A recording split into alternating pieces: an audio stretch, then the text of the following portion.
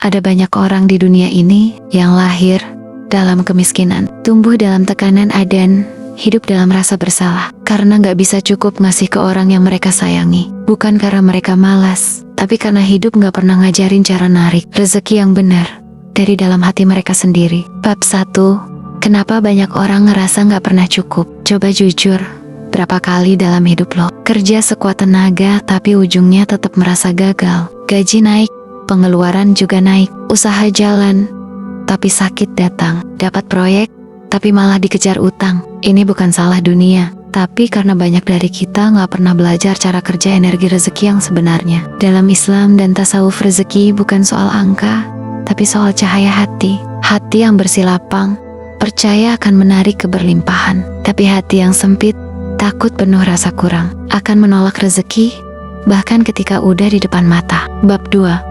Rezeki itu ditentukan oleh getaran hati, bukan keringat aja. Nabi Muhammad SAW bersabda, jika kalian bertawakal kepada Allah dengan sebenar-benarnya tawakal, maka Allah akan memberikan rezeki sebagaimana burung yang keluar di pagi hari dalam keadaan lapar dan kembali dalam keadaan kenyang. Hadis riwayat At-Tirmidzi. Burung gak punya tabungan, tapi dia tenang karena dia bergerak dengan yakin dan gak takut kekurangan. Bandingin dengan manusia, bangun tidur udah panik, nyalain HP langsung lihat utang, kerja sambil mengeluh, niat ibadah pun bercampur cemas. Inilah penyebab magnet rezeki banyak orang lemah, karena frekuensi hatinya gak lagi sejajar dengan frekuensi keberlimpahan. Bab 3. Ciri magnet rezeki yang lemah. Kalau kamu pernah ngalamin ini, mungkin kamu sedang butuh reset cara pandang hidup. Pertama, gampang merasa gagal kalau lihat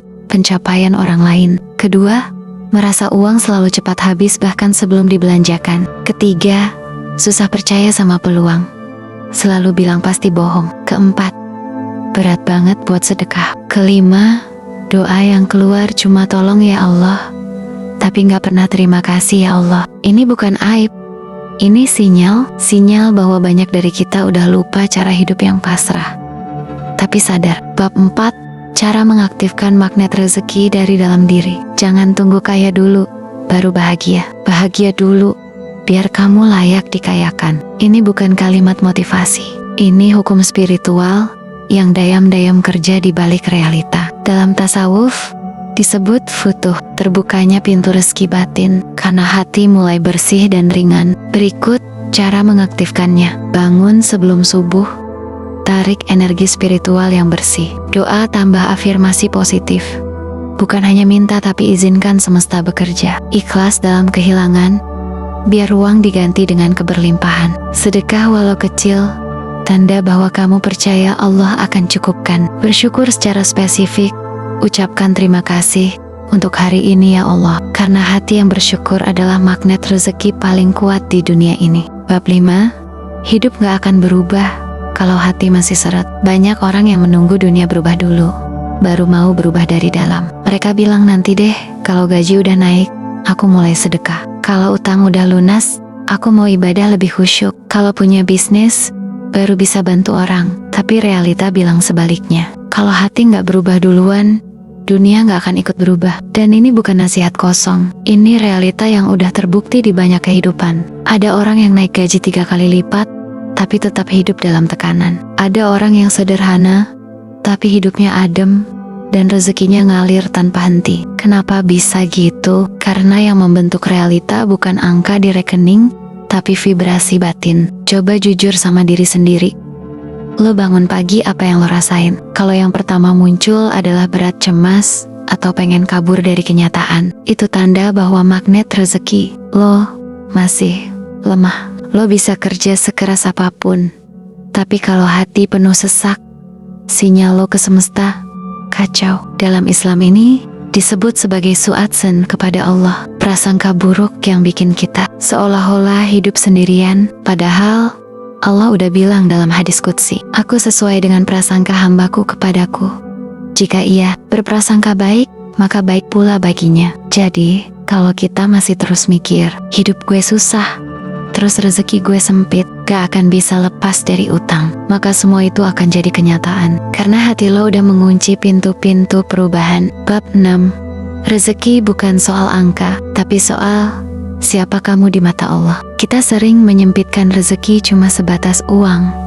Padahal dalam Islam, rezeki itu luas. Nafas yang masih utuh, hati yang masih bisa merasa tenang, keluarga yang sehat, ilmu yang bikin kita sadar, waktu yang masih Allah kasih, dan bahkan kesadaran yang lo rasain saat nonton video ini, itu juga rezeki. Lo mungkin belum punya uang miliaran, tapi kalau lo bisa kembali mengenali diri, kembali percaya sama Allah, kembali yakin bahwa hidup bukan kutukan, maka lo udah dapetin rezeki yang lebih mahal dari segalanya. Rezeki hati yang lapang dan sadar. Dalam tasawuf ini disebut makom fana, saat seseorang mulai meleburkan egonya dan hidupnya dipenuhi rasa cukup. Karena ketika lo merasa cukup, Allah justru tambahkan, lain syakartum la azidanakum. Jika kamu bersyukur, niscaya aku akan menambah nikmat kepadamu. Surat Ibrahim ayat 7. Tapi kalau lo terus merasa kurang, bahkan ketika udah dikasih, maka rezeki itu perlahan dicabut. Rezeki itu bukan soal siapa yang paling kuat usaha, tapi siapa yang paling halus getaran hatinya. Jangan mau miskin terus, karena setiap kali kamu bilang, saya miskin karena takdir, Allah bisa saja berkata, bukan kamu miskin, karena kamu gak pernah yakin aku bisa mencukupimu.